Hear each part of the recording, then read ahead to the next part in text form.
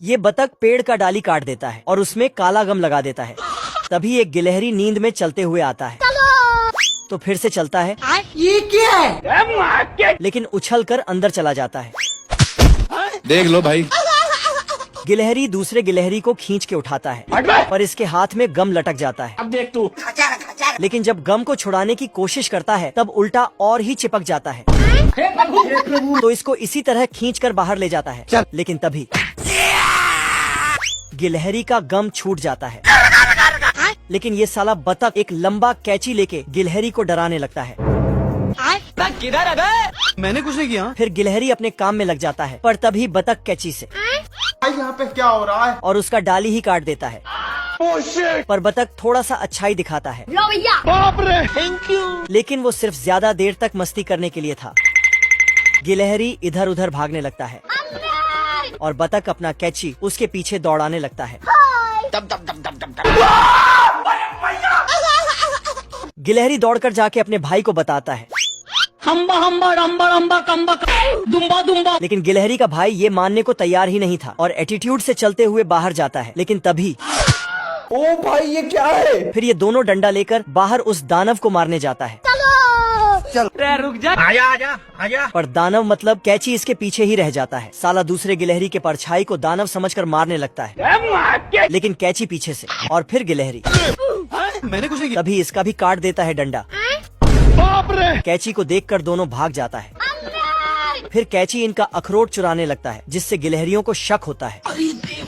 फिर नीचे देखा तो पता चला ये दानव नहीं बल्कि बतख है। साले को बम से उड़ा दूंगा। फिर ये दोनों मिलके एक पत्थर को कैंची में पकड़ा दिया तो बतख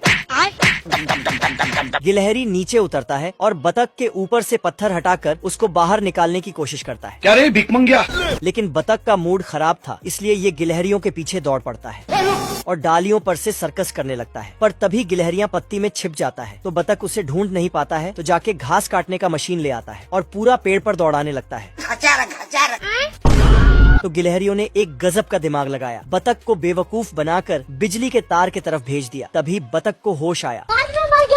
लेकिन तब तक खत्म। Bye bye. ये दो नालायक शेर बतख का मछली चुरा रहा है। मछली चुराते चुराते बतख को ही उठा लिया और उसका बंदूक भी। तभी बतख क्या रे भिकमंगिया? साला छोटे शेर ने बंदूक अपने बाप की ओर करके भाग गया। बाप रे। कुछ घंटे पहले शेर मछली पकड़ रहा था और इधर बतख बहुत सारा मछली पकड़ लिया था। इसे देख के छोटे शेर के मुंह में नदी बहने लगा। बतख का एक मछली वहीं गिर जाता है तो छोटा शेर जाके उसे उठा लेता। आज तो मजा आने वाला है। इस शेर के कांटे में एक छोटा सा मछली फंस जाता है तो उसे अपने बेटे को दिखाने जाता। अब देख तू। लेकिन उसके पास इतना बड़ा मछली देखने के बाद इसका ये हालात हो जाता है। ओ भाई ये क्या है? शेर पूछता है इतना बड़ा मछली कहाँ मिला? हम्बा हम्बा रम्बा रम्बा। फिर दोनों बतख के घर और निकल पड़ते हैं। लेकिन यहाँ आते ही इसको पता चलता है कि बतख बहुत बड़ा खिलाड़ी है। मेरा मतलब है कि शिकारी है। अच्छा। शेर अपना हाथ अंदर डाला अब देख तू। तो बतख ने चूल्हा जला दिया जिसके बाद तो बाप रे। नहीं।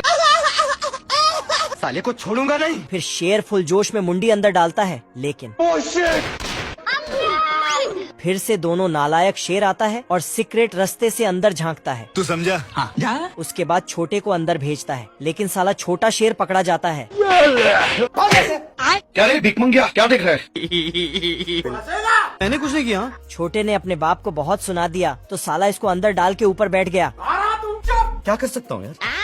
फिर शेर ने छत से कांटा लगाया और मछली उठाने लगा। है मुझसे कोई स्मार्ट? लेकिन मछली के साथ बतख को ही उठा लिया। उसके बाद मछली के जगह बंदूक निकलता है और